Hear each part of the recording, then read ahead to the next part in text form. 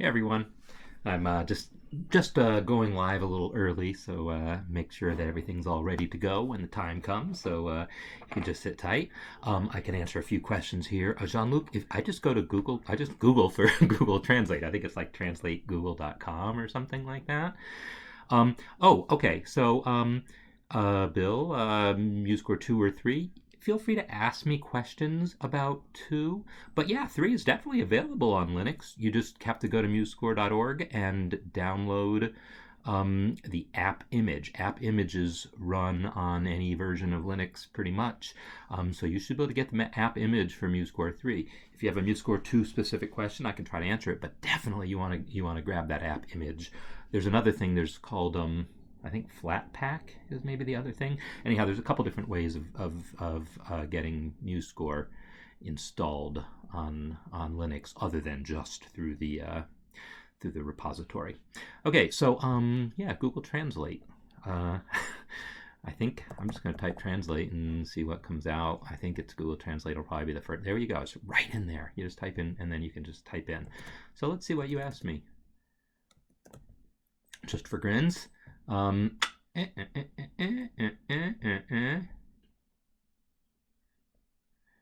I'm sure you're asking me if I speak French, but there was like I thought I saw like an actual question. But anyhow, let's see how well it does with with that. I have a feeling I can read that much. There you go. So you won't understand me very well, but check this out.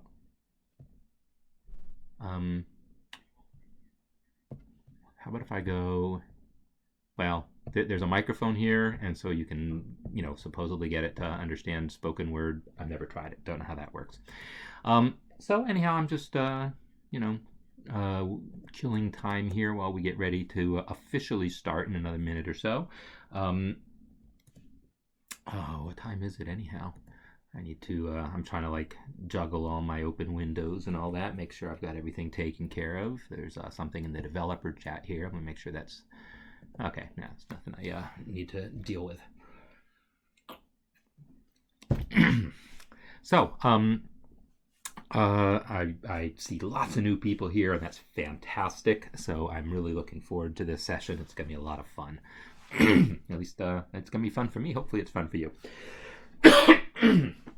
And I will warn you in advance, those of you who have been regulars here know I've got a couple of cats who occasionally make appearances, and they are in just terrorized, run around the whole house, like crazy cats mode right now. So we may be hearing disturbances from cats. But yeah, they're fun. Claudia and Gigi. So it's almost 10:30, but I'm gonna keep just making sure I'm got everything set that I wanted to get set. I know what else I want to do. I got my phone over here so I can be watching chats as they come in without having to switch windows. Cool. Here we go. Nice. Now I do speak a tiny bit of German, so I can actually make that out. Yeah, I'm also from Germany. I got that much. Yeah, only a little bit of German. So let's see. I'll bet it's time now. Yeah. Where do I want to be? I guess I'll be in my MuseScore 323. So that's the current version. All right. Clock says it's 10:30, so I guess that means it's time to get started. So, hello everyone. Welcome to everyone who's first time joining us here, and people who aren't first timers. My name is Marc Sabatella. This is the MuseScore Café. It's a weekly series of chats that I do on normally just whatever topic I feel like talking about. I usually pick a topic in advance and then go go on about it, take whatever questions come in. So this time we're doing something special. You probably got the message about it, which is I assume why everyone's here. So I'm doing a special Ask Me Anything question session, in which I don't have a planned topic. You can just ask me anything, and you can have a chance to get a free 1-year MuseScore Pro account. So as people ask questions, we'll just sort of keep track of what's being asked and talked about, and then we will pick three lucky people to get a free year of MuseScore Pro. So I don't know how fast the questions are going to come in. I know they come in from multiple sources here. Mostly I'm going to be looking at the chat. So I'm going to just answer questions as I see them, and I'm going to try to pick things up. There were a few that were submitted in advance that I got through MuseScore. Through Mikhail, who's actually the person who set this up. Mikhail, I assume you're online, and I don't speak enough Russian. I speak zero Russian, so I will butcher any names or anything that I try to say in Russian. But this is our new kind of PR person who's kind of helping with the promotion. So hi. So he's passing me along some other questions from social media and so forth. All right. So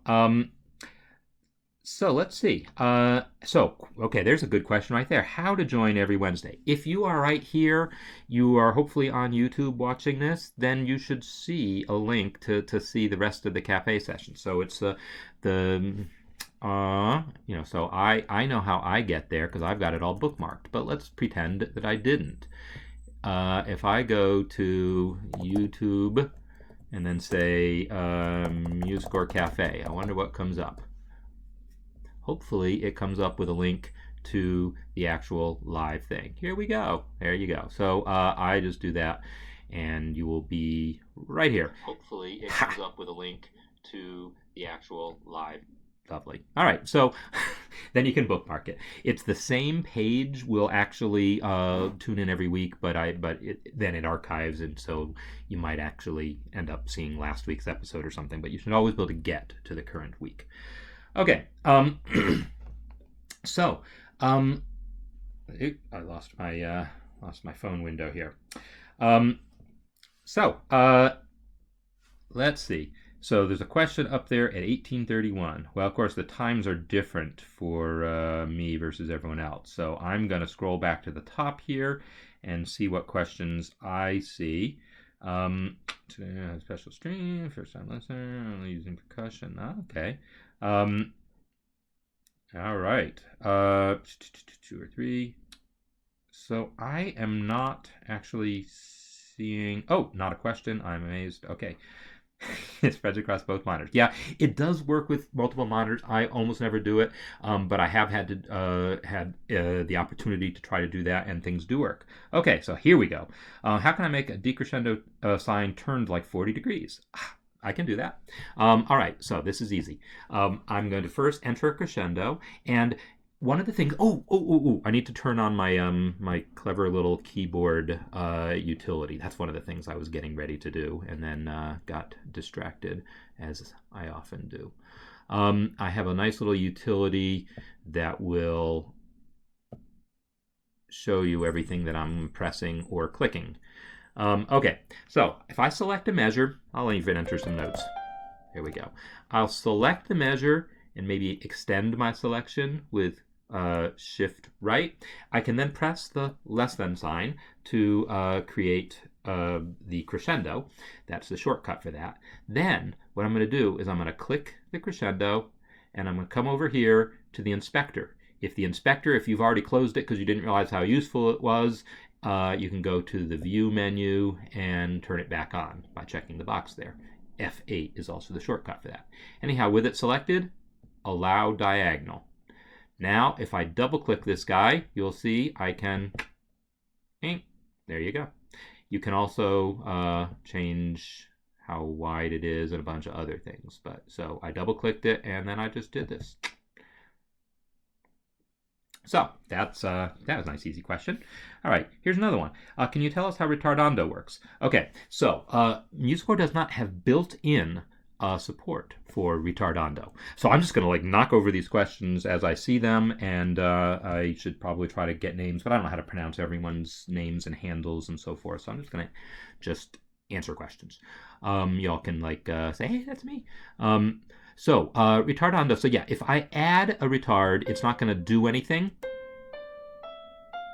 So I'm going to add a text. If I just add text, I know it's not going to do anything. If I add tempo text, I can add a tempo text from the tempo palette, or again, I like shortcuts, and it's Shift-Alt-T will add some tempo text.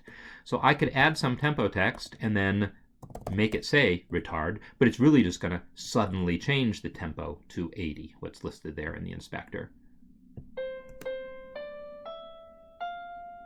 Right? So that's a way of doing it and getting a sudden change. But there's better ways, so check this out. All right, I've got my thing here. Let me get rid of that. I'm going to select this region here. What did I do? I must have pressed V and made that guy invisible. All right, pressing V makes things invisible. So if I select this region, there is a plugin that I have previously installed called Tempo Changes. So if you go to musescore.org, so let me show you that for a second. If you go to musescore.org, which is where you downloaded the software from, and say download plugins, you'll see all these plugins that are available to download and install, and there are instructions in there about how to do that. At least if you go to the handbook, support handbook, you can find more about installing plugins. So once you've installed the Tempo Changes plugin, all I have to do is go to the plugins menu and run it, Tempo Changes, and it gives me some options. So text, yeah, I want it to say writ. And then I tell it what I want it to start at and where I want it to end at. So here we go, it's starting at 120, ending at 60, and it's going to be a linear curve. I could make it be some, wow, I didn't even know about that. I've never used this curve function before. I don't know how it works, but let's find out. So what it's done is put in the text for retardando, and then it's put in all these invisible text markings. Now you can see them on screen because they're grayed out. If I want to not see them at all, I can uncheck Show Invisible. And now listen to what happens.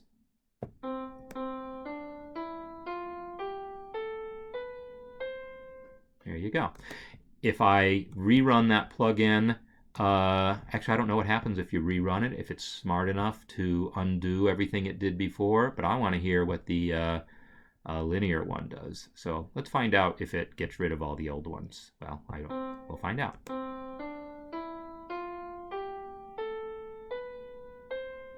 So anyhow, that's how you can get retardandos. That playback, the plugin is amazing. It's awesome. It's great. If I am not mistaken, it's Yete Johan who actually wrote that one or has been maintaining it. So it's great. Okay, so let's see. So how do we join you? There we go. Best way to add harmonization to a melody. Trying to write a complex harmonization. All right. Mr. Music Guy. So harmonizing melodies is definitely an area that I'm very familiar with and very conversant in, but I'm not sure. So you'll have to tell me about your question. Are you asking, like, musically, what's the best way to write the music, or something about using MuseScore? I will tell you about musically, keeping the melody on top is going to be the clearest way to keep that straightforward. And then there's also a general rule of thumb that says do not put a harmony note only a second below. So, in other words, if I'm doing Fly Me to the Moon, Fly Me to the Moon, and I know the chords, Control K for chords, are A minor 7, boom, and then D minor 7. All right, it's not going to play these chords back. That's, you probably know that, but there's work that was done as part of the Google Summer of Code this summer to eventually support that, and I'll be really excited to show that off when it's in. I showed that off in a previous Café. But what I can do is I will add notes below this. Now, unfortunately, the way note entry works is sort of by default, it wants to build chords bottom to top, because usually that's how we spell them, right? We say a C chord is C-E-G. We spell them bottom to top, so that's how the notes get entered. So whatever, I'm going to enter them, and then I'm going to flip the octave. I don't want to put a B directly below this. That is not going to give good results. But if I put an A there, and then a G, and then an E, there's that. Now, there's all sorts of techniques for harmonizing your melody, and one of them is to use what are called passing diminished chords. So I'm just going to answer things really quickly, and obviously this is like a whole topic in itself. But if I build myself a diminished chord, and I'm going to cheat, I'm going to add the D, go down an octave, and now, that didn't work. I was hoping it was going to do something other than what it did. This here is a diminished chord, so I can do that. Now here I mentioned that there's an A chord, and I don't want to put the G for the A minor 7. I don't want to put that. I'm using keyboard shortcuts, Alt up down, Control up down. Alt up down navigates through the chord, Control up and down transposes things. So this here, having this interval of a second right below the melody, is considered not great. So what we can do is use what are called drop 2 voicings. Take that note and drop it down an octave. And realistically, I'm probably best off doing that consistently. And then maybe here I'll enter my chord, so I give myself an E and drop 2. So again, I drop the second to top note is what it's called, drop 2. And then there's a C, and then there's an A. And then here, I'll just add the rest of the chord. Below the F will be a D, and then below that will be a C, below that will be an A, and then I get my D, drop it down. So here we go, Fly Me to the Moon.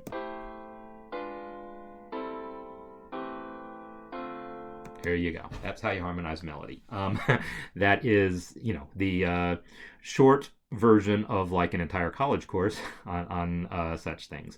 But this idea of the what are called passing diminished chords to connect things, and the use of drop 2 voicings, you want it to sound jazzy, those two techniques right there, passing diminished chords and drop 2 voicings, is brilliant. Okay, put a bar of silence on 8 bars. Okay, so I'm going to guess, so this must come from Google Translate. So here's my guess, is that you want an 8-bar rest. So Jean-Luc, hi. 1, 2, 3, 4, 5, 6, 7, 8, right? These are the 8 bars that I want to be rests. Let me enter some more notes here. To make these 8 measures, and I'm going to shrink this down. I'm going to, instead of 100%, I'm going to say page width. Here we go. So now it all fits on the thing. I'm going to press the M, as in merci, key. I will do that again. Oh, isn't that interesting? I must have customized my shortcuts at some point. Usually M was the shortcut for making multi-measure rests. But that's okay. I'm just going to turn on multi-measure rests here. So when you turn on multi-measure rests, normally it's just a question of pressing M. It automatically collapses all adjacent runs. So that's weird. So it worked. Now it's working. Whatever. Maybe I just didn't press it hard enough.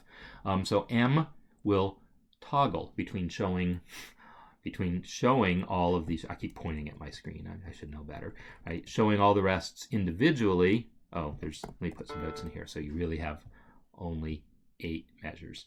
When I press M, that gets turned into the 8 multi-measure rests. So I'm going to guess that is what you are asking about. If not, feel free to try to clarify, and if you ask in French, maybe someone else can help try to translate that. So I saw a question come in through another channel here. All right. So I had gotten some questions by email. Okay, here we go. Change only one of the instruments. Okay, so someone asks about replacing one instrument with another partway through a score. So let me talk about exactly what they're. So this is Angela, and she's asking about a score, and she's describing it as being. Whoops, sorry. I want to choose. Oh, no, that's what I meant. Choose instruments, and she says it's for flute. It's for violin and oboe. Let me get the oboe in there first, and then the violin. And good enough. I've got a score for these instruments, and we add some notes.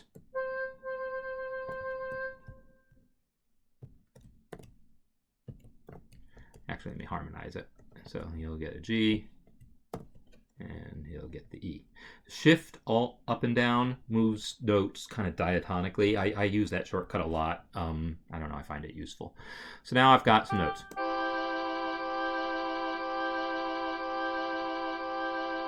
All right, and then the question is, what if she wants to replace the flute by a clarinet partway through this score? Well, now, one thing, first of all, is to ask yourself, do you literally mean for the human being playing this flute to put down their flute and then pick up a clarinet and start playing it? There are people who play both instruments, but that would be a little unusual. Well, it would be unusual in music for this type of ensemble. In a jazz context, it'd be totally common that you'd have a saxophone player who plays a little flute and a little clarinet, and they might have to switch in the middle of a piece. That's not uncommon at all. But in a classical context, it'd be pretty unusual for literally the same musician to just put down their flute. Now, it might be that the flute stops playing and the clarinet starts playing later. So let me first show that. What I will do is press I to bring up the instruments dialog, and I will just add a clarinet. And let me maybe move it up so that it's next to the flute. So I now have a flute, and now I'm going to copy their notes over here. And let me just, I'm going to use the repeat. R will just repeat a selection. So at this point, it switches from to clarinet. Now, if I make there be a line break there, I'm going to click the bar line and hit enter, so that this is on one line and then the rest of it's on the next line. Let me put in another line break. I can then use, under Format, Style, Hide Empty Staves. And when you do that, it does what a lot of ensemble music will do, is it will basically leave out the flute where they stop playing. Now notice it's showing the clarinet here, because the norm is, if you've got 4 musicians, we should show them all at the beginning of the score. If you didn't want that, if you wanted the clarinet to literally go away, well, there was another option for that in here. It said, don't hide in first system, and now you can see that the clarinet went away. But normally, if it's really an ensemble piece for 4 instruments, and it's just a question of the clarinet player doesn't play at the beginning, you show all 4 staves at the beginning, and then then when an instrument is not being used, like the flute is later, it just disappears. Now, that is how you do it if that is your goal, if you really do have 4 human beings playing this thing. But if you literally mean for one human being to put down their instrument and pick up a different one, like maybe the oboe player is going to put down his oboe and pick up an English horn. So we can do that too, because that would be something that would actually happen. I'm going to go to the text palette, and I'm going to use the change instrument. And so I'll say maybe I want it right here. So change instrument. They're going to change instrument here. What do you want to change to? I'll say, whoops, spell it right, English horn. And then I'm going to right click this and say change instrument. So English horn, changing the text there, tells the human being, but now we need to tell MuseScore for the playback. And actually, I don't know that there's an English horn sound in here, so I might have to change it to bassoon. I'll just pick bassoon. So now, it changes to bassoon there. So that is how, if you literally want the same musician to make the change, then you keep it all on one staff and just use instrument change text. But be careful about that, because again, there's only limited possibilities for, what's reasonable to ask someone to do. In an orchestral context, it's reasonable to ask an oboe player to play a passage on English horn, because most of them will have one if they're professional oboe players, I think. At least a lot of them will, and or bassoon players might. Maybe there's a English horn specialist who really would be called on to play that. So there's that. So let's see what else we got. I was typing M to the zoom drop down. Okay, thank you, Martin. That's what happened. So why M wasn't working was I had gone down here to this, and the cursor is still up there. So when I'm pressing M, it's actually typing into there. Thank you for catching that. You know what? I would not have got that myself, so thank you. So once you change, although I have made that mistake before, I've changed zoom and then forgotten to get out of it and had other things go wrong. So yeah, good call. So I now see a way to have a 2-measure repeat. So yes, there is a way to have it. So let me show you that first. So here we have 2 measures, and let's say instead of actually putting the notes in, I want a 2-measure repeat sign. The way a 2-measure repeat sign works is it's kind of like an X with some dots over it that appears over the bar line here. So I'm going to go to the symbols palette. So first, let me show you just under the repeats palette here. There's the 1-measure repeat. And so that you can just drag into a measure, and it will cause that measure to repeat. Let me actually just delete all this other stuff here so we can hear that it really does repeat. Right? So if I want a 2-measure repeat, there is not a way to get that automatically works with playback and all, but there's a fairly straightforward way to get the appearance of this to work. So and actually, there's even a better straightforward way. I'm going to switch temporarily to MuseScore 3.3 because it has a nice new feature. There we go. So I can select a bar line, and then I'm going to press Z for the symbols palette. Z is the shortcut for the symbols palette. So this here is the 3.3 beta. Actually, this is not the beta. This is my own personal development build that I'm debugging as I'm working on it. So it's running slower than it normally would because it's running under a debugger, just so you know. And now I'm going to type repeat. So I press Z to bring up this palette. I'm going to type repeats. There's a 2-measure repeat sign. So I had selected the bar line. All I got to do is double click this, and it automatically attaches to the bar line. Now it doesn't know where to display it, but it's guaranteed to always display exactly right there. So now I can double click it and use arrow keys to position it perfectly. So control down moves it down 1 space, control down again moves it 2 spaces, and now I move it to the left, 1 space, 2 spaces. Looks like 1 space wasn't far enough, 2 spaces was a little too far. So now I'll take my finger off control and just use the arrow key by itself, 1, 2, 3, 4, 5, and that's half a space. So now that thing is perfectly centered over the bar line. That's coming in MuseScore 3.3. In MuseScore 3.2, I believe, I implemented this bar line feature, this ability to attach symbols to bar lines, and I can't remember. It looks like, yeah, I'm double clicking this guy and it is not going in. So in MuseScore 3.2, you'll have to attach it to like the rest here, and now it's going to be harder to figure out exactly how far to move it over to get there because it's going to depend on the width of this, so it's going to be much more finicky. So I'm just going to use my mouse and eyeball it since it's going to be finicky. What I mean by finicky is that as I do this, it's like expanding the measure. What I should do actually is turn off automatic placement for that guy so he doesn't affect the width of the measure anymore. There we go. So now I can position it as I want, but when I say it's finicky, well, check this out. If I add more eighth notes to this measure, it's changing the width of this measure, which causes this measure to change width, and suddenly that manual adjustment doesn't work anymore. So in MuseScore 3.2, you're going to have to do this kind of a last step, because as the layout changes, the position of that thing is going to not be stable. But in MuseScore 3.3, because I was able to attach it directly to a bar line, I can do whatever I want that makes this measure wider, and you see that this thing stays nicely attached to the bar line. Now, I did that. Let me undo all those notes. I'm not gonna. Actually, I think I can just select it and hit delete. I'm afraid the bar line, the repeat thing might go away, but let's find out. Nope, it didn't. Good. It's not going to play back by default, but that's okay. Let me select these guys, press R, and then I'm going to just make everything invisible by pressing V. There you go. This is exactly the right look. So now it's going to play back correctly and look good. So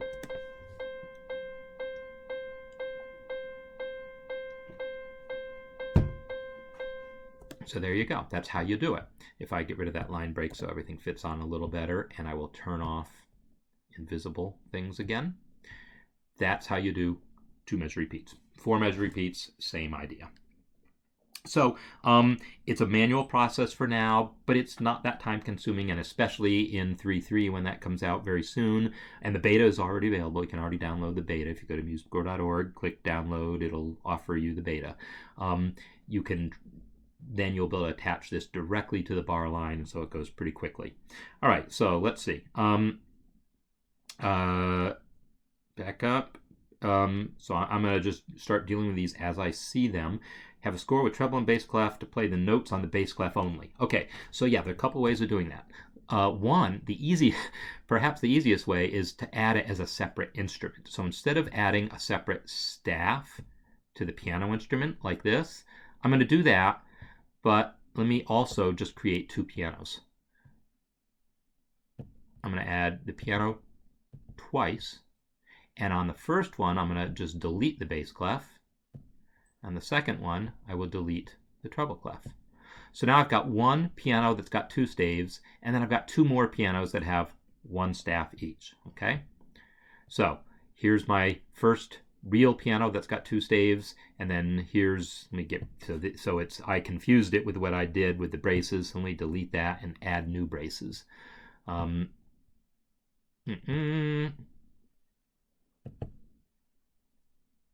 Drag and drop. Oh yeah, I can rearrange palettes really easily now, but sometimes it's maybe a little too easy.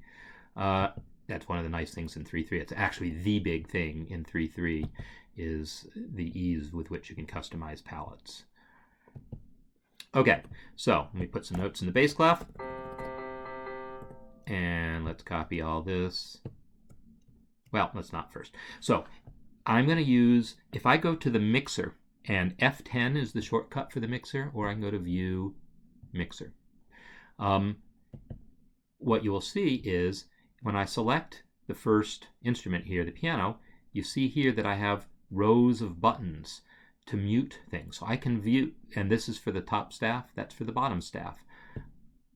So if I mute the bottom staff, when I play it, it only plays the top. Or I can unmute those guys and instead mute the top staff. And really, since I only entered music in voice 1, that's really the only thing I need to do. So now it only plays that. So the mute buttons here allow you to do this by staff, by voice. And I think the ability to have both of them, both the staves there, I think that's in 3.2 as well as 3.3. I won't swear to it. I'm in 3.3 right now, which I can tell because the palette looks subtly different. In this version of it here, let me add some notes down here.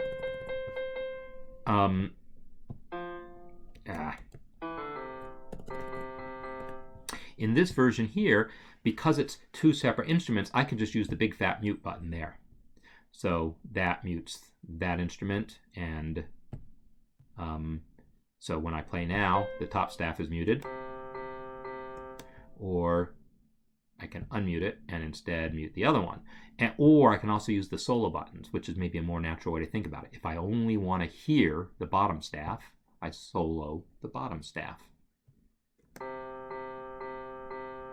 So that's how you can do that, using the mixer, either using these voice buttons to do it by staff, or if you created a separate instrument, you can do it here. You can also, I should just mention as another thing, because the mixer is nice, because not only do you get those big fat buttons here, but you can also just change the relative level, have the melody be louder.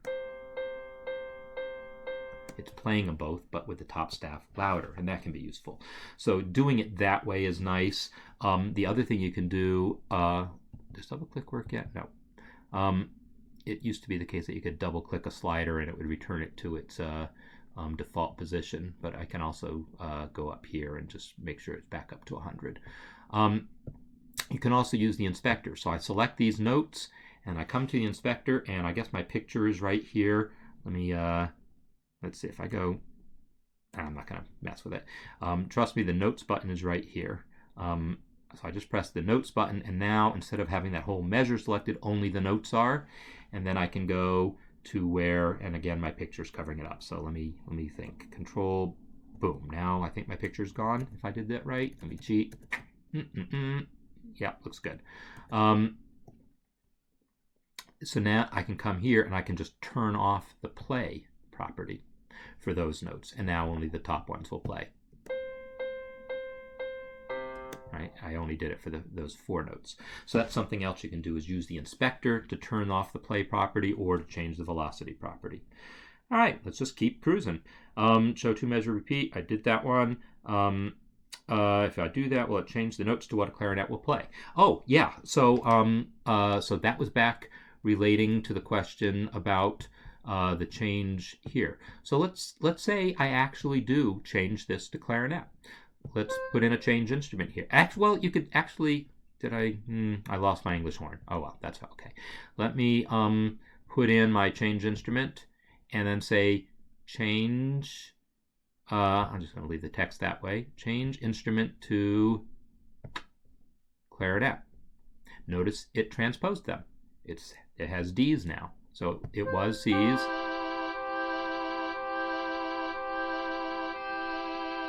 And now it's D's. So it did the transposition properly.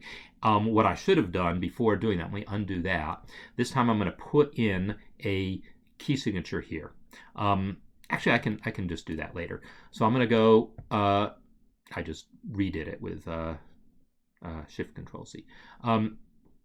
I want a key signature. I want it to show the key signature change here, but only on this staff. So I'll go ahead and drag in, and key signatures we always use concert pitch for.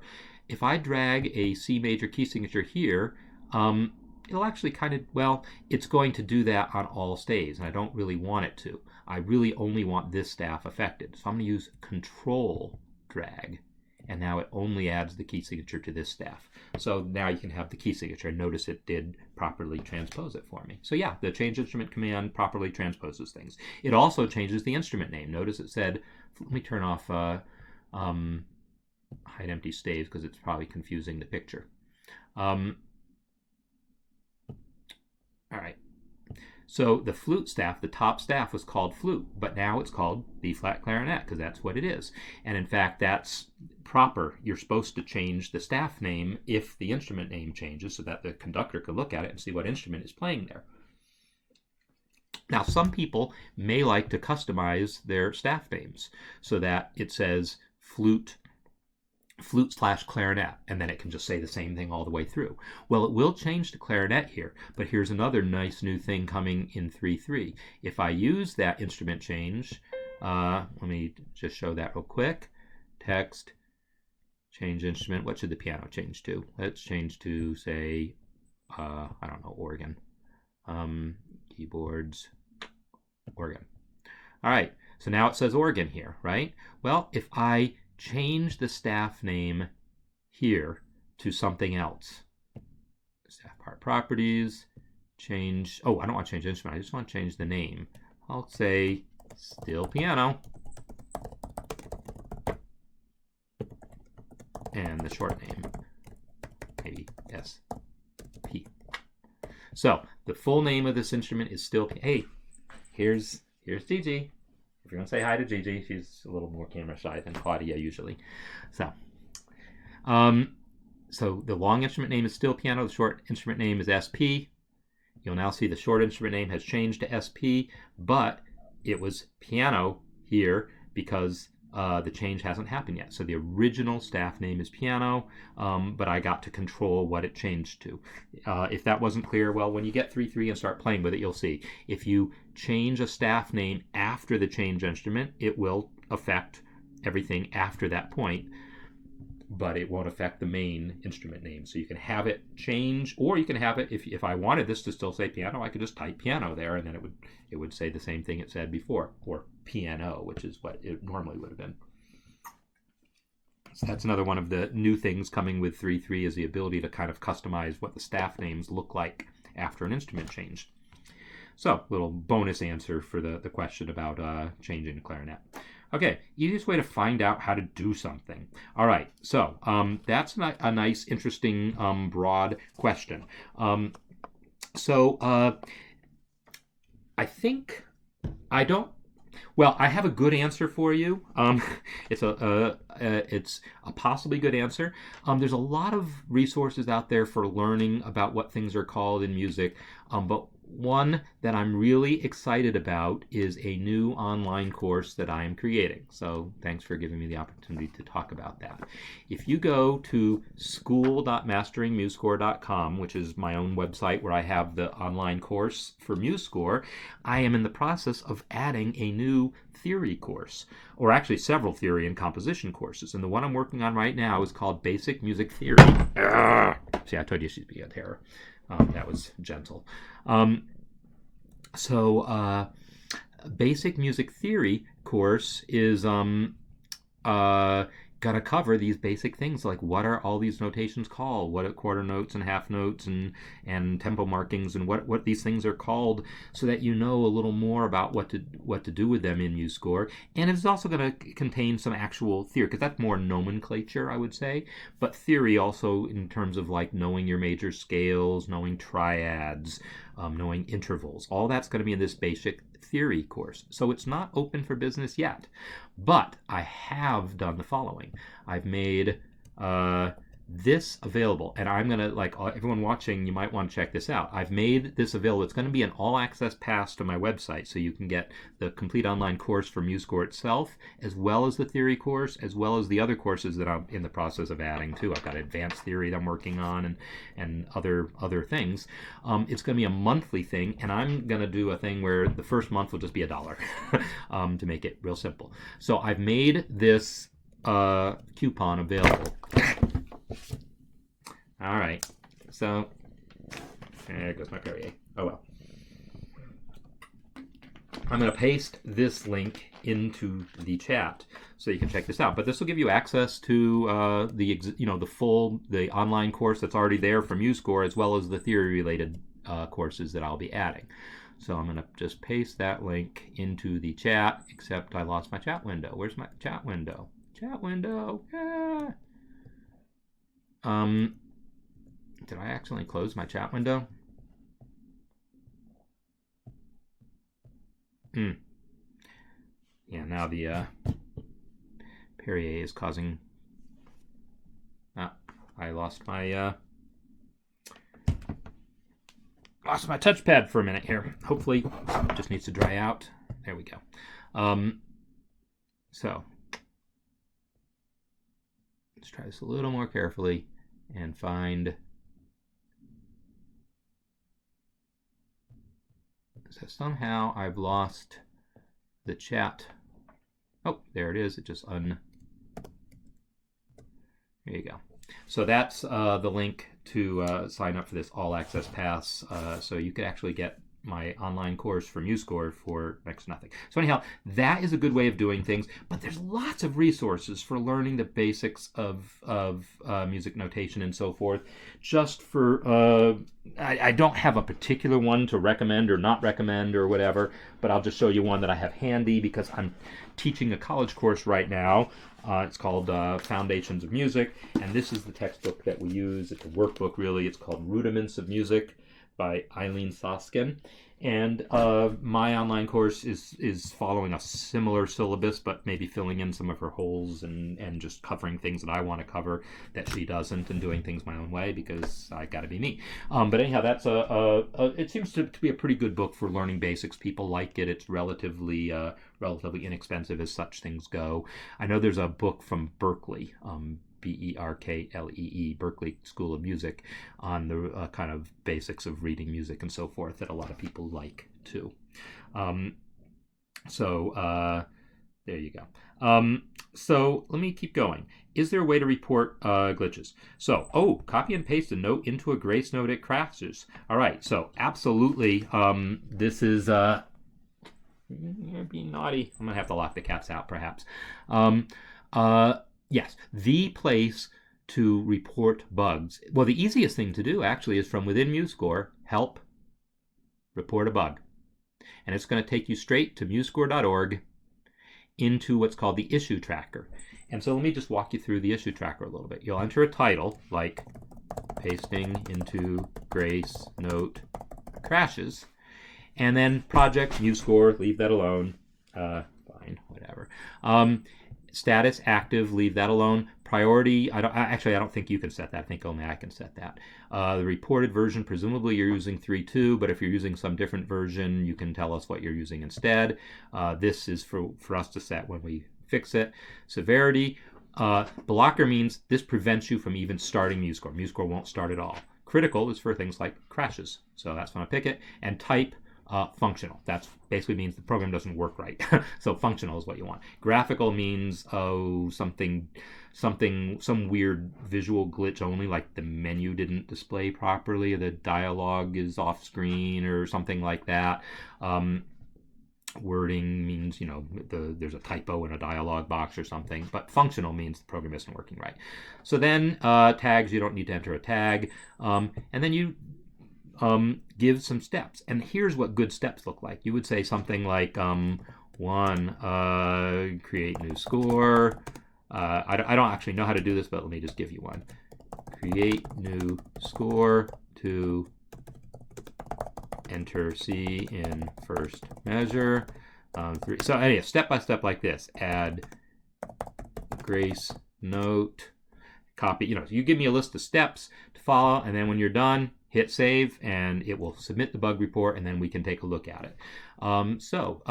But since I am running under the debugger now, let's just see, because there might be a little more to it than that, but let's see. So I'll add a grace note. / is the shortcut for that. If I try to copy and paste a whole thing like this, that worked. How about if I paste it here? That worked. How about if I select just the note?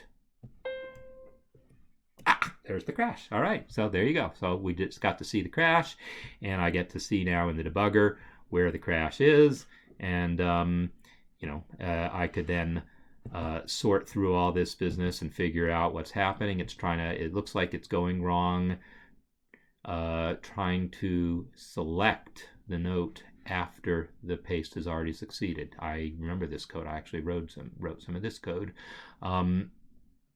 So anyhow, thanks for that. Finish submitting that for me, and we'll see about getting it fixed. But that's the process. Okay, so keep going. Another question from Reddit. So do you think MuseScore will stay mainly a music notation program, or is the intention to make it more GarageBand-like?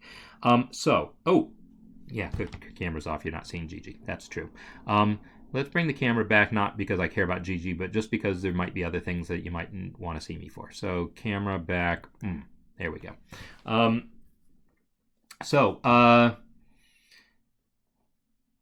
the question was, is the intention to make MuseScore just notation, or is it going to be more real-time recording? I would say you never know what's going to happen, but that is not the focus. The focus is notation. That is what the purpose of MuseScore is. There's already other programs to do other things.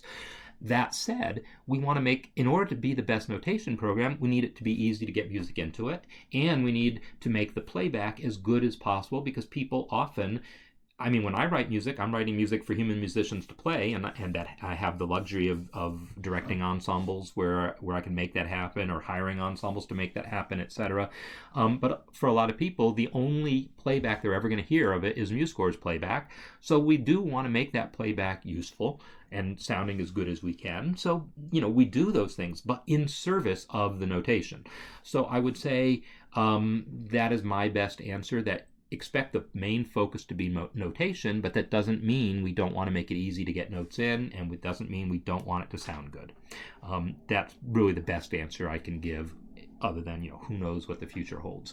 Now, this also reminds me, though, I saw another question that came in on Facebook, I think, about another thing about, will MuseScore ever blah, blah, blah. Oh, I know what it was. It was beaming over bar lines. That was a question that came in. Here's Gigi.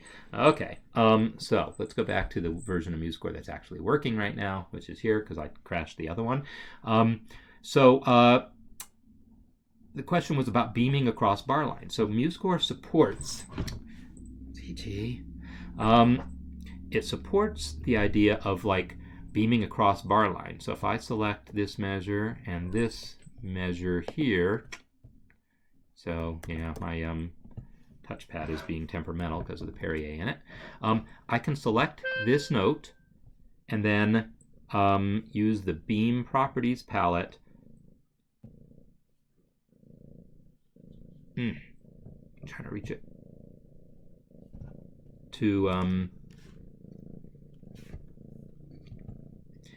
I double-clicked the beam middle icon, and now you see it's beaming across that bar line. However, if I add a line break there, unfortunately, that beam across the bar line doesn't work across the system break. And the question came in, do we ever plan to make that work? And the answer is, yes, we would love to make that work. I got to take Gigi out because she's becoming too distracting. Be right back. By the way, here's Claudia, too.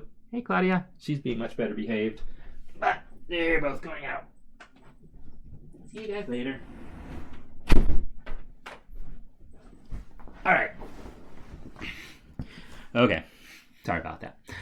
They're fun, but sometimes they're a nuisance. So anyhow, yes, we would love to make this to work. It's complicated. I've tried to get into the parts of the code responsible. The whole thing about how beaming across bar lines work is a bit complicated because most things in MuseScore work measure by measure as far as how we calculate things having to do with the layout. So making things work across measures is complicated enough, but then it also works system by system, and so making something work from one system to the next, like the way say a crescendo line continues from one line to the next, requires it's an extra layer of complication. Then you throw in another potential complicating feature, which is cross staff beaming. Where did my piano score go? Oh yeah, that was in the version of MuseScore I crashed. If I created myself a piano score, you can actually beam notes from the top staff to the bottom staff, and then that's an extra layer of complication. Did I not press Control N? Control N. Here we go. If I want to add myself a grand staff, let me quickly show what that looks like. So C, eighth notes. So if I wanted to say, hey, you know what, these 3/8 notes, I want them to be on the staff below, I can select them and then Shift Control down. And now they're on the bottom staff. They still live on the top staff. That's why there's no rest there. They logically belong here, and that's why there's still a full measure rest there, because this is the way it's displayed in piano music normally. Or we would put maybe a low C there, if that's, maybe what's going on. Or maybe there really is a rest, in which case it would also be common to just make it invisible. So V. Anyhow, this cross staff beaming is another layer. Oh, did I lose? Okay, no, I'm still streaming. Am I still streaming, guys?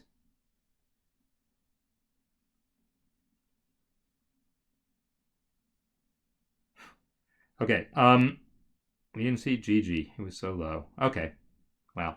So am I still here? Could someone please say you still hear me? Okay, good. Because my phone was no longer showing the video. Okay, so we have the thing going down here. So this is another layer of complication. So in order to get that beaming across the bar line to work across systems, we have to make all those other things not break. And the reality is it's hard. So I've tried a little bit. Someone else tried a little bit. We're not there yet, but absolutely want to get there. All right, thanks for all the guesses. Okay, so let's keep going. Camera's off. Couldn't see Gigi. Yep. All right. So sorry about that with the thing with the cats.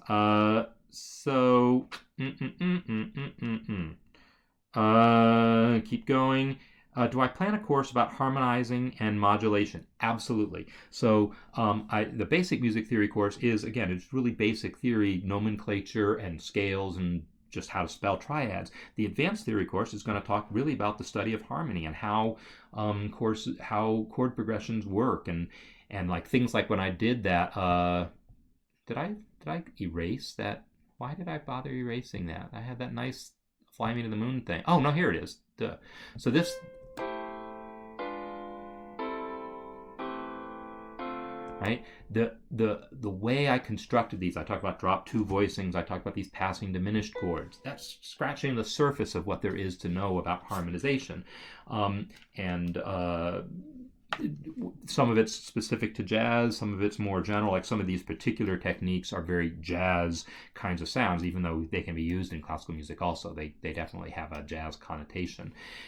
They get more jazzy if I make certain modifications to them, like if instead of the F, I make this be a G. And I'm making some modifications to basically raise pitches just to make a little more dissonance.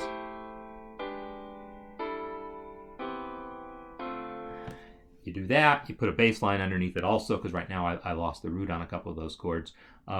You get more jazzy sounding. Anyhow, the techniques, there's some of them that are general across all genres, and some of them are jazz specific. Yes, I'm planning on developing courses for that, and if you sign up for that all access subscription, those will become part of it also. So right now I'm working on that basic theory course, expect to have it done by the end of the fall, and then, come January, I'll start posting some of those other courses. And I'm just going to start posting stuff as I have it ready, because the idea is I want people with a monthly subscription to be getting new stuff every month. Realistically, you're going to be getting it every week, every few days. I'll be posting stuff. Okay, so now there's a couple of questions about MuseScore.com. Now, I have to say, I have no actual association with MuseScore.com. I really can't speak to the legal things going on with copyright, but I can tell you a little general stuff that I do know. One thing is that, download of works with Creative Commons. So right now, we do allow MuseScore.com, I say we because I'm associated with MuseScore, if not specifically MuseScore.com. Public domain works can be downloaded freely. Now, Creative Commons 0 is a special kind of license that's similar to public domain, and I'm not enough of a lawyer to talk about what the issues are or aren't about that. But it's entirely possible that that could be worked out so that the CC0 license can be downloaded freely. But stuff that's any other kind of license, or if you mark it original, if you mark that piece original, you can put any kind of license you want on it. If it's your original work, you put that license on it, it can be downloaded freely. So just make sure you mark it original. You'll have to go, I'll show you how to do that since I've been doing that a bunch. I go to where I have, not there. Here's my dashboard. Let me look at one of my scores. Here's, for instance, one of the handouts for my basic theory course. It's on key signatures. By the way, one of the cool things about my online course, and all of them, but especially the basic theory course, or at least all the ones I plan to develop, is it's meant to be accessible to blind musicians, which has been a recurring field of interest and passion of mine. I have a blind student right now, and so this entire handout is made to be accessible. It'll read aloud in MuseScore. And because I've written a lot of the code to help make that happen as well. So you can download this thing and load it into MuseScore, and if you have a screen reader, it will read it to you. And it will read it to you kind of intelligently. It'll describe the appearance of certain things that it should be describing. So anyhow, if I then come here and say, update this score, is where you get an option to select whether it's public domain, non-public domain, or original. So if it's public domain, meaning basically it's old, really old, like before 1923, and no one owns the rights to it anymore, public domain, then it'll be freely downloadable. Or if it's your own original work, it'll be freely downloadable. If it's your arrangement of a Beatles song or whatever else, a Disney song, then that's not public domain, and the copyright owner needs to be paid for it. And those are the ones that have restrictions on download, so that to only pro members, so that there's enough revenue generated to pay them. That's the short answer of that. Okay, so VST plugins, I don't understand licensing enough to tell you about VST plugins. All I can tell you is that licensing is only part of the picture. Adding a whole VST plugin framework to MuseScore is, well, that's a lot of complicated, difficult work. If some programmer wants to volunteer their time, the way most of us have volunteered our time developing the thing, to implement it, then we can begin to have that conversation about, well, what are the legal ramifications also. But right now, I don't think either of those things are true. I don't think anyone fully understands the legal issues, and certainly no one is volunteering to actually do the enormous amount of work to implement it. So if you want to use VST, you use it. VST is for people who don't know, it's a particular technology, virtual synthesizer or something, I don't know. A way of getting more realistic types of sounds into a synthesizer. So you use a digital audio workstation, DAW software, DAW, and you load the VST plugins or whatever into that, and then you use the MIDI output from MuseScore, because MuseScore will let you access its MIDI output.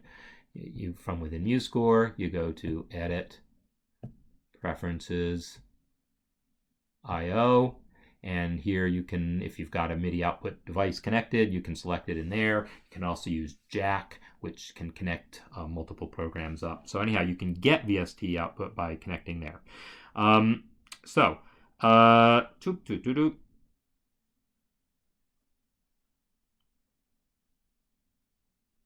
looking now for other questions. I'd like to have cascading style sheets for updating collections of scores. Oh, that's kind of a clever idea.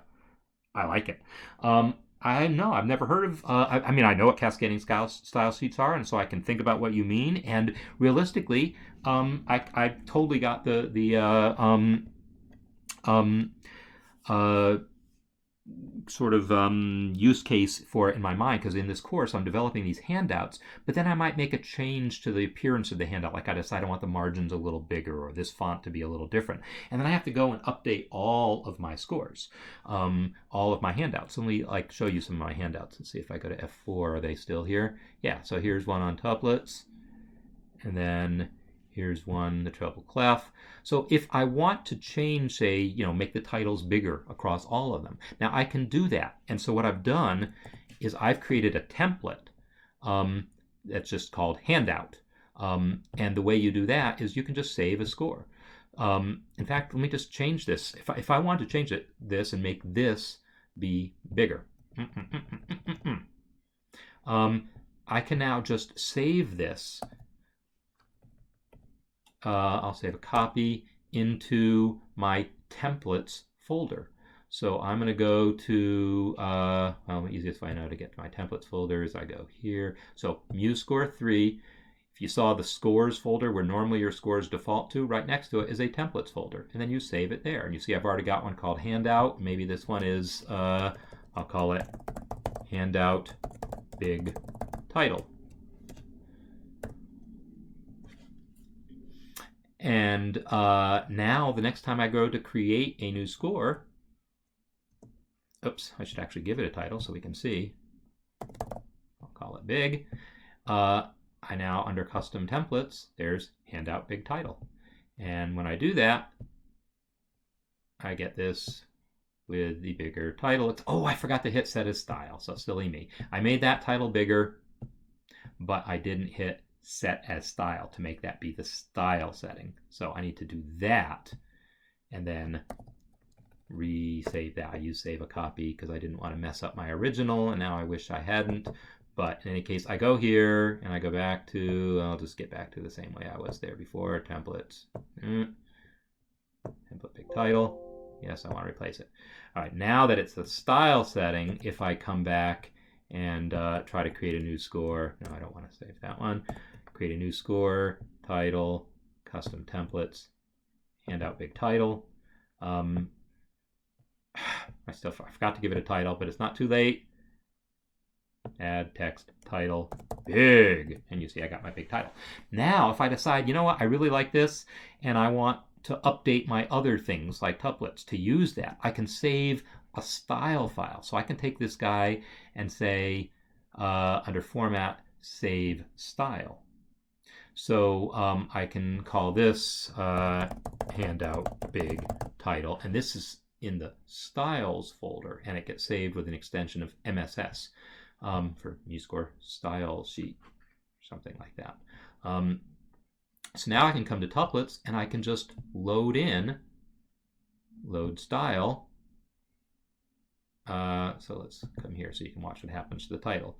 It was called handout big title. Boom, and my title got bigger. So it's not as nice as a cascading style sheet thing where you just change it in one place and it ripples to everything automatically, but this is what does exist, at least. So for people who haven't played around with the style facility that is there, it does allow for a lot of stuff. Let me undo all this stuff because I don't want to mess up my handouts. Okay, so there's that. All right, so I don't have a particular timeline on this. I'm going to go until I catch up to all the questions, and but let's see. So time for me to go. Okay. All right. So Let me just say also, just come back every week. I do this every week. You just come back to the same place on YouTube. My account will subscribe. You're right there. Hit the subscribe button. You'll get notification. I do this every week. It's not this frenzy of questions on any topic like this. It's me talking mostly about one particular topic. But by all means, come and ask questions. And I'm always happy to answer questions on any topic, but that's sort of, we're making the big focus of this today. Will I publish a book on mastering MuseScore from MuseScore 3? So VST stands for virtual instrument, but where's the ST? Is that just buried in the instrument? That's where the ST is from? Okay, maybe so. My book, Mastering MuseScore, is, for people who haven't seen it, it's a pretty hefty book on MuseScore, but it's MuseScore 2. Right? And I have not yet updated it for MuseScore 3. It's an enormous task to update a whole book. So I had a book and I had an online course. And I sort of made the decision I would do the course first, because that way it would go out to all the people who had already signed up for the course. Even if I update the book for MuseScore 3, I can't get it out there to everyone who bought the original book. So, it was a little I wanted to build the people who had already bought something, I wanted them to build a benefit from my updates. So I did the course first. It's not that I'm never going to get around to the book, but it's still a work in progress. I mean, we're on MuseScore 3.3 now, and many things have changed. So I want to do it, but I'm kind of right now focusing a little more on the courses. On the other hand, I know that there's a definite value in a printed book. I like printed books too, so it definitely could happen.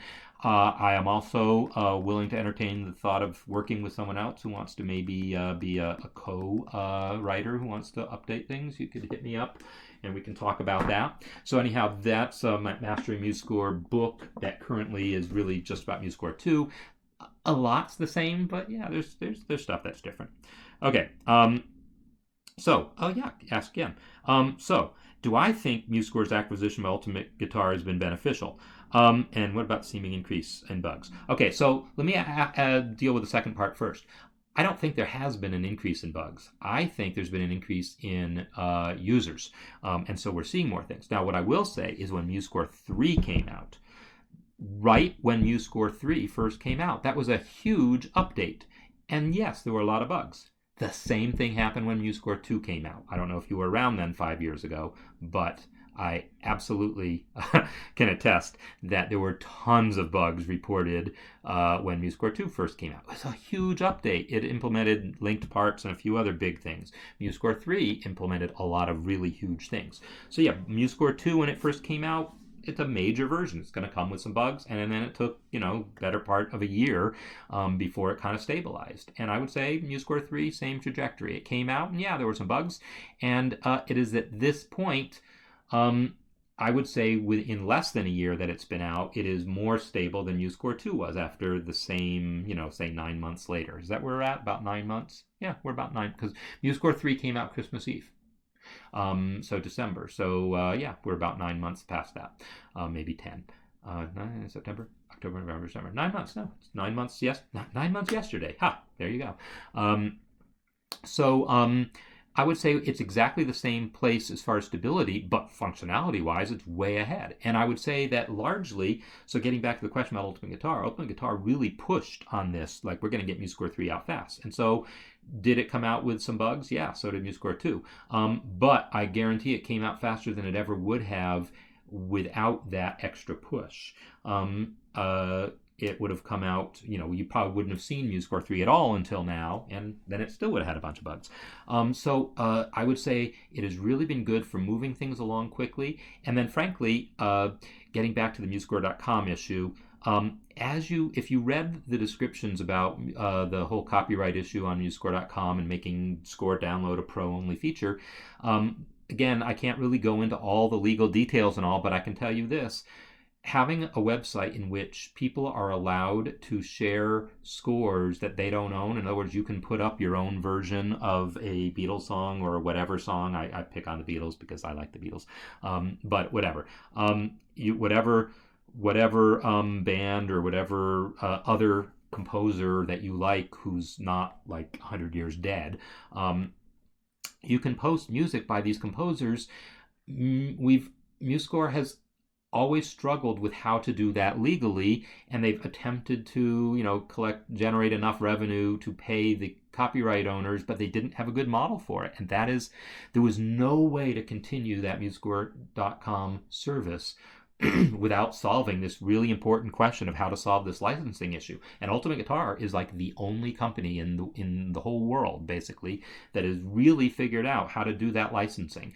And so in order for MuseScore.com to continue, which is really how MuseScore is funded, then they're the people who are able to do it. So my hat is off to them. And yeah, they're still struggling because the copyright owners are not necessarily always satisfied with the agreements, or we don't have them with everyone, but that's the process. So anyhow, that's what I can tell you about it. Okay, so I think I'm catching up here, but I had a couple questions by email that came in, so let me see if I can knock them off real quick. Where's my email? Thanks, email. And of course, now you're going to see my email. Let me switch to just my headshot for a second. Did I successfully? Yes, I successfully did that. All right. So let me go to the questions that came in by email and make sure that I get to deal with those. Oops, that's not it. Almost there, sorry. Okay, so how are you? Okay, I'm doing well, thank you. That was a nice question. Oh, here's where the question came in about supporting beam notes about system breaks. I already talked about that. Okay, here's another one. A lot of fun notating. This is from Jim Jennings. A lot of fun notating. I love MuseScore. No classical and jazz. Love both. It says Mr. Sabatella is from Denver. Oh, okay. Dawn Clement. I don't know Dawn. I met her. So let me just, Jim, since this is not like a particularly complicated question, do I know Dawn? No, I don't know her, but I met her. There's a man I used to work with, Fred Hess, a saxophonist who just died recently, and I met her at his memorial service because she teaches at the school where he was a professor and kind of ran the department for a while, the composition department. So there you go. But I haven't had the time to spend time with her, but I did enjoy meeting her. Andrew Collier says about sharing music to which you don't own copyright. But yeah, MuseScore.com questions. I really can't answer in any detail. This from Andrew Collier. All I can say is if you don't own the copyright, they are working out these license agreements to try to get these things paid, but there's no guarantee it's going to work, right? If there is not an agreement that is able to be worked out, that MuseScore tries to work these things out, if they're unable to do so with a particular copyright owner, your score will go bye-bye. So that's what happens. So the general rule is, yeah, go ahead and transcribe whatever you want and upload it, but if it gets taken down, don't be surprised. So Jack Campen asked a question about microtonal music, and this was one of the first things I saw on Facebook. So let me show you what this looks like, and I'm going to give you a quick version of how to do this. So there's a couple of different things here. You've got this crazy time signature. Now I see this crazy time signature, 120/4, and yet, is that really the case? This really looks like it's 4/4 to me. So I'm not sure what he's going at with the 120/4, but let me just quickly do this. He's got a custom key signature and a custom time signature. I'm going to do that really quick. So I'm going to come here. Actually, I'm just going to create a new score for this. Treble clef. I'm going to give it no key signature for now because I'm going to need a custom one, and I'll give it 4/4 for now. First thing I'm going to do is customize the key signature. I'll come right-click it, time signature properties, and I'm going to tell it I want to say 120/4. Because if you look at his score, it was really 4/4. Now it says 120/4. It's still 4/4. See. But if you looked at his score, it was 4/4 as far as I could tell also. But it says 120, so by gosh, it's 120 now. All right, this key signature's got a couple of interesting accidentals. It's like a half flat and then a half sharp and then two real sharps, maybe. I can't actually tell what those are. I think those are real sharps, but I'm not really sure. And I call that a half flat. It could be a quarter flat. It could be whatever. It's a flat with a slash through it, and a sharp sign with only a single vertical bar. They've got names. All these Turkish accidentals and other things have names. So I'm going to go create a custom key signature that looks like that. Shift K to bring up the key signature designer. And first thing I need is that flat with a slash through it. I don't do this often enough to know where these things are. Anyone see the flat with a slash through it?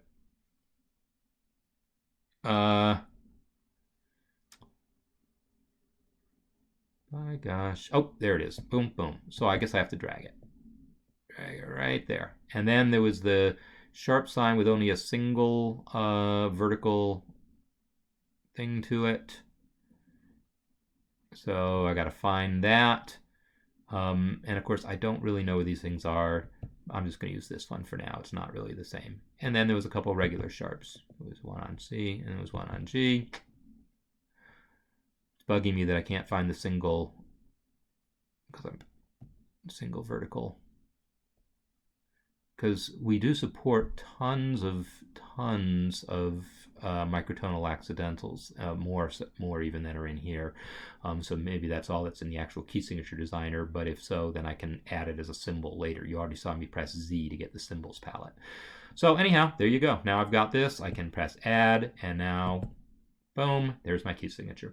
It's there. It's not going to affect playback. If I enter a C at this point, oops, it looks like I messed up. I put that on the line instead of the space. So I'm off by, oh, yeah, these things are off by a line. I messed up when I did that. Shift K. This one's here. That one's there. There we go. Add that guy. Now that's what I really want. So that's, it says there's a C sharp there, but these guys are only for show. So if I go, oh, that one worked because that's a real sharp. I think, anyhow, sometimes the custom key signatures, that might be something that got fixed actually sometime from MuseScore 3 or thereafter. Yeah, so many wonderful new things came with MuseScore 3. I mean, automatic placement is just a godsend. But that might be one of them actually that came along as atonal playback. But if you want it to be a half flat or a half sharp, then we can go to the tuning here and make that happen. So there's that. Oh, I'm showing you my face and I'm talking about all this stuff. I'm sorry about that. Luckily, I'm getting good at explaining what I'm doing as I do it. I'm so sorry. So, quick recap. To get the 120, I added 4/4 normally, then went to time signature properties and typed 120 in here to get that to show up. To get that funny key signature here, I pressed Shift K to get my key signature designer, and I created my own key signature. So I add all the little crazy accidentals that I want in whatever order I want, and when I'm done, I press add, and now it's on my palette, and then I can add it to my score. So I am so sorry to not have been showing me that. Okay. So a couple more questions from email, and then I'll come back. Actually, let me come back to the chat just to make sure I didn't miss anything else, like people telling me, hey, we can't see what you're doing. So talking about bugs, oops, let me back up a little bit more. Subscribing, virtual instrument, blah, blah, blah. Okay. Been here 3 years. Okay. So talking about bugs, really have MuseScore community, love it. Okay, yeah, there you go. If you complete the Mastering MuseScore course, can you get a certificate? Yes, you can. I don't have it set up to happen automatically, but I did create a certificate thing so that when you complete it, just email me and I can send you the certificate. I know there's like people who are like school teachers can get credit perhaps for completing courses. I don't have it set up for accreditation with a college or anything. Would love to be able to do that someday. It just hasn't quite made the radar yet. So let me come back to showing MuseScore. Worldwide Weary, hey, how's it going? If the user adds a line and utilizes a custom text, notice the horizontal position doesn't move the text itself, it merely moves the line. Okay, so I think I know what you're talking about. You might have to walk me through this. You say, will it be worth sending a pull request? Why, do you have one? I mean, are you going to implement that? That would be great. So he's talking about adding a line. We add line from the palette. Let's add one that's got some text on it already. Is there? There we go. There's one with text on it already. And so what do you say? It uses custom text on its begin section. So custom text. Let's add some custom text. Maybe make my line longer because now I see that. So I double clicked and then shift right to extend it. And then the question is, notice the horizontal user position doesn't move the text itself, merely moves the line. So you wanted to move the text and you were wanting that over here, probably. That seems logical, that if I offset the text it would move. Well, that's moving the text. Oh, I see what you're saying, but it's also extending the line. It's not moving the text relative to the line. Um, okay, there's a good question as to what's expected there. That's worth discussing on the forum. But if you have a good idea about that, sure. I would definitely say there should be a way to move the text. There should be some way to make that happen. What happens if I do this? By the way, that actually moves the line, not just extends it, right? Okay, so there's that. So again, I apologize about the fact that you for a while you couldn't see, but hopefully I picked up. One-liner fix. One-liner fix. Okay, I like one-liner fixes. Yeah, it does make sense to me because it makes sense. But it's definitely worth discussing on forum because anytime you change an existing behavior, someone is affected. Someone depends on the current thing. Trust me, I've changed enough things and then gotten yelled at because, hey, you broke this thing that I was depending on how it worked before. So we don't like to make changes like that without some amount of thought first. So okay, so I wish you could yell at me rather than just text at me when I make this mistake again, but I'm going to go back to just the headshot for the moment so I can, in privacy, look at my email and just make sure, because I did, as I said, I had a couple other, where's my email? Lost my email. Okay. Just read it off a couple more questions. Quick question about future MuseScore. Are we thinking about coming out with a version to notate for mobile and iPad? It's been on the thought list of things. Yeah, that would be nice. It would be something that's been thought about for a long time. It's complicated, I will say that, because it really means developing an interface that's designed around touch. So like using Apple Pencil, like if you mean like actually handwriting recognition, like drawing notes onto the staff, I have to say that is really hard. There's programs that try to do that, and I've used them, and they're terrible. I hate them all. They are so much less efficient than just typing notes because if I type an A, I get an A. If I draw an oval, the program guesses. Was that solid or was it filled in? Was that on the A line or on the B space or whatever? So it's making that stuff work really well is complicated. But yeah, we all know it would be good to have. So I would not be surprised if it happens someday. What direction would I like to see the community? So these are questions from Firebird 314. So, what initially drove us to develop MuseScore? So it says, what initially drove you? I have to say that Werner Schwer is the original developer of MuseScore. I'm Johnny come lately to the scene. I mean, MuseScore was around for 10 years before I got involved. What drove him was curiosity. He had developed a sequencer and he wanted to give it notation capabilities. He wanted to give it notation capabilities and he was a tinkerer and he's a programmer and he was an open source guy. He's a Linux guy and he says, I want to make my own sequencer and by gosh, I want to make my own notation program to see how to do it. And it took years before it got to the point where anyone else took it seriously, like, wow, this really is an alternative to what's there. So as far as what's lacking about alternatives, well, nothing. They weren't free enough. You have to pay for them, and they're not free in the free software sense of meaning the source code is available to continue tinkering if you're a programmer and you want to improve it. Like if I had ideas for how to improve Finale, I'm out of luck. There's no way I can get involved in Finale development other than, quitting the job I had at the time and going to work for Finale. But it was easy for me to get involved in MuseScore because it's open source. So for me, it wasn't so much that Finale didn't do things, it's that MuseScore did almost everything I wanted, and the couple things that didn't do the way I wanted, like having to do with chord symbols or linked parts, I got involved so I could fix them and make them work the way I wanted. So what got me involved was wanting to be involved in open source software and having something that was free and that I could really take some ownership in. So that's what got me involved, and to some level that's pretty much what gets any developer involved in MuseScore. What direction would I like to see the MuseScore software and our community take in the future, and anything I feel could be improved? I would say there's two areas that in my mind are the biggest. So one is this idea of electronic delivery of scores. If you think about it, paper is a thing. We keep using paper. I read paper all the time. But a lot of people read their scores now off of iPads. And that's great. And if you I like that, but it's a little awkward for me as a pianist because I would need multiple iPads across there if I want multiple pages, and flipping is hard when you are using your hands to play the instrument, and there's foot pedals for it, but it's really easy to get yourself kind of lost and turn around with that if you're flipping pages all the time.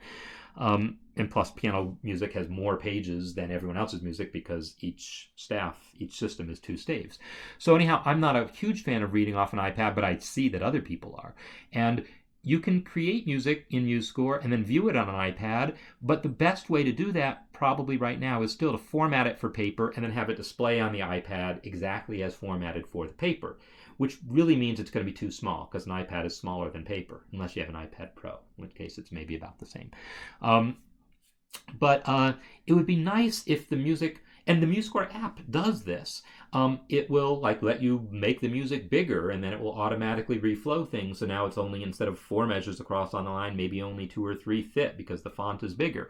The MuseScore app does that, but it doesn't do it perfectly, right? It's like if you've designed your music to look good on a printed page, as soon as someone changes the layout of it, how many measures are on a line, chances are it doesn't look as good anymore. It's just the way it is. So that's it's kind of the reality of things. I would love to see that improve. So that's one of the big reasons why automatic placement is such a thing. It's great that it helps make the job of getting it on the printed paper faster. That's great. That's what I like it for. But also then the fact that it makes things automatically look okay. At least it avoids collisions when you move things over to display them on a mobile device. That's a really useful thing. And so, but we can get better and better and better at that. So the idea, we talk about responsive design in website design, so that when you make the font bigger or make the window, everything rearranges nicely.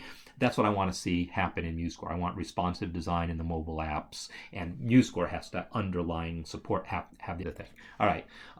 So if I want to enter notes here, there's no way I'm going to try to mess with like clicking on the screen. This is slow as molasses. D. Oh God. And now I want some eighth notes. Come way up here for this. Oh God. This I'd drive myself crazy if I had to compose this way. Much faster is type. So I'm typing the letter names and using the number shortcuts for the durations. Lickety-split fast. Now, if I'm using a MIDI keyboard, I might use that, but I'm not going to try to use the real-time feature because rhythms are too complicated for this to get figured out automatically and be made readable.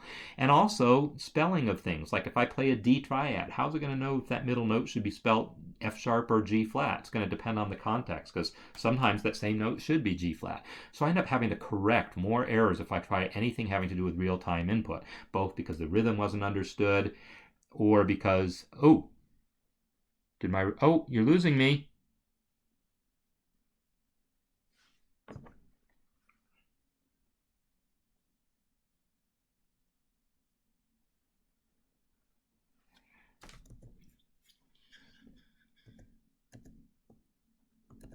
All right, so apparently I'm cutting out if I'm not already out. So I'm going to keep talking while I type. So let me get back to the window where I have my chat. Gotta find it.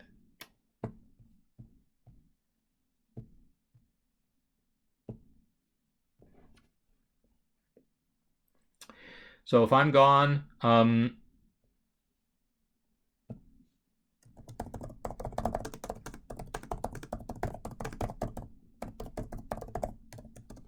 me just check my broadcaster if it thinks it's still broadcasting. So it thinks it's still streaming. It thinks I'm still streaming.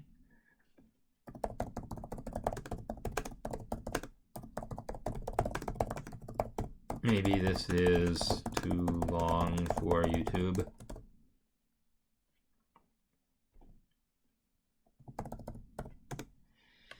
Well, that was the last email question.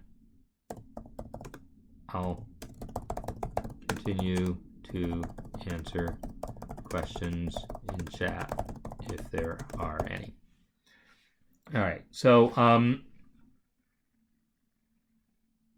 that looks like the thing. The stream's offline. So it looks like I've been offline for a couple of minutes to be reading this.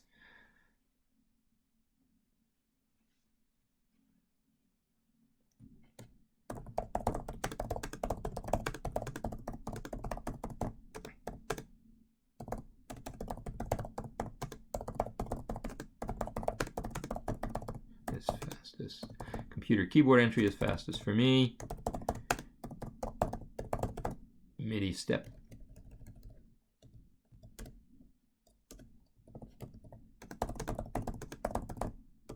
So MIDI step time is also good.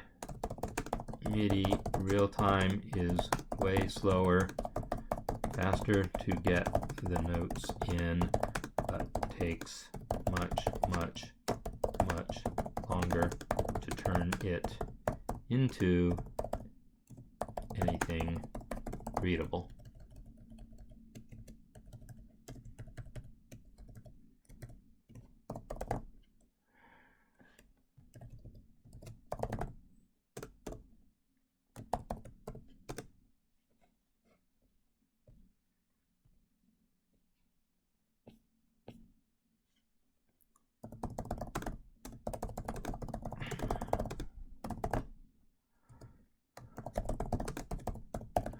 Thanks, Mikhail.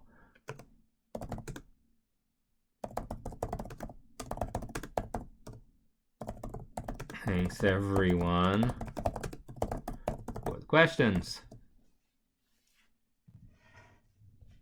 for helping this up. I meant to say setting this up.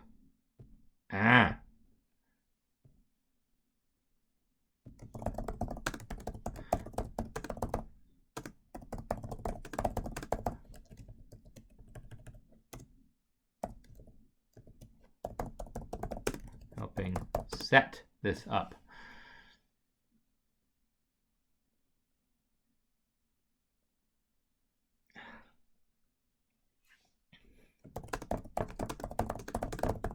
I had a lot of fun to see some of you back next week and in the future.